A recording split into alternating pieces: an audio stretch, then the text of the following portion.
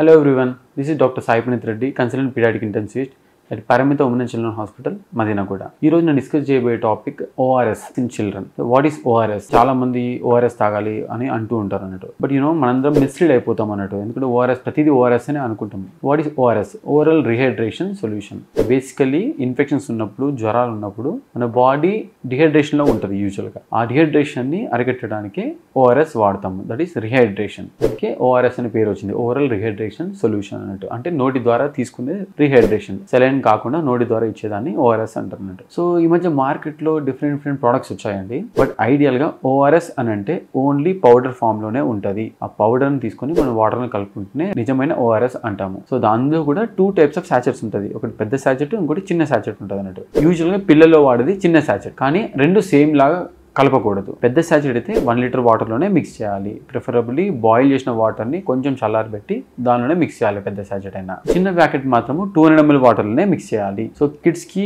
1 litre water waste అవుతుంది కాబట్టి 200 ml prefer చేయాలి మనము. సో 200 ml వాటర్లో దట్ ఈస్ ఈక్వల్ టు ఒక గ్లాస్ ఆఫ్ వాటర్లో ఒక చిన్న సాచెట్ మిక్స్ చేసి తరచూ తాగిస్తూ ఉండాలి. యూజువల్గా డిహైడ్రేషన్ టైంలో ఇస్తాం మనము. అంటే ఫీవర్ వల్ల డిహైడ్రేషన్ వచ్చినా, వామితుల వల్ల డిహైడ్రేషన్ వచ్చినా, మోషన్స్ వల్ల డిహైడ్రేషన్ వచ్చినా వాడేదే ORS అంటాం అన్నట్టు. సో ఇది డిహైడ్రేషన్ ని తగ్గించడానికి మాత్రమే యూజ్ అవుతుంది. రెగ్యులర్ వాటర్ తాగినట్టు తాగకూడదు. ఎందుకంటే ప్రతిదానికి సైడ్ ఎఫెక్ట్స్ ఉన్నట్టే ORS కూడా సైడ్ ఎఫెక్ట్స్ ఉంటాయి. మరి ఎలాంటి సైడ్ ఎఫెక్ట్స్ రావచ్చు అని అంటే, ORS లో సాల్ట్ కంపల్సరీ ఉంటుంది, షుగర్ కంపల్సరీ ఉంటుంది, సో ఎలక్ట్రోలైట్స్ ఇవన్నీ ఉంటాయి అన్నట్టు వాటర్ తో పాటు. ఎక్కువ తీసుకోవడం వల్ల రిస్క్ ఆఫ్ షుగర్ పెరగడము అనవసరంగా అవుతూ ఉంటుంది. రిస్క్ ఆఫ్ జాయింట్ పెయిన్స్ ఇలాంటివి జరుగుతూ ఉంటుంది.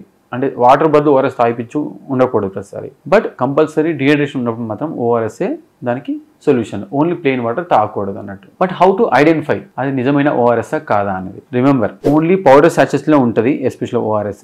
అది కూడా దాని మీద రాసి ఉంటుంది WHO రికమెండెడ్ అని క్లియర్ గా మెన్షన్ చేసి ఉంటుంది. అలా మెన్షన్ చేసి ఉన్నవి మాత్రమే మనం నిజమైన ORS లాగా తీసుకోవాలి. సో మిగతాది చాలా మంది టెట్రా ప్యాక్స్ లో ORS అని వస్తూ ఉంటుంది. చాలా మటుకు డిఫరెంట్ బ్రాండ్ నేమ్స్ తో ORS అని వస్తూ ఉంటుంది. బట్ నో, అది ORS కాదు. ఎందుకంటే అది ఎనర్జీ డ్రింక్ మాత్రమే. So what is the difference రెండింటికి అని అంటే, ఎనర్జీ డ్రింక్స్ లో ఎక్కువ షుగర్ కంటెంట్ ఉంటుంది. సో ఎక్కువ షుగర్, కెఫీన్ అంటే ఇలాంటి ప్రిజర్వేటివ్ యాడ్ చేసి ఉంటాయి అన్నట్టు. సో దాని ద్వారా వచ్చే ఎనర్జీ వేరు. సో జస్ట్ ఓన్లీ నీరసం అయిపోతున్నారు అంటే some times you can take that. But dehydration కి పనికి రాదు. అంటే ఇట్లా మోషన్స్, వామిటింగ్స్ కి, హై ఫీవర్ కి పనికి రాదు ఇలాంటి టెట్రా ప్యాక్స్.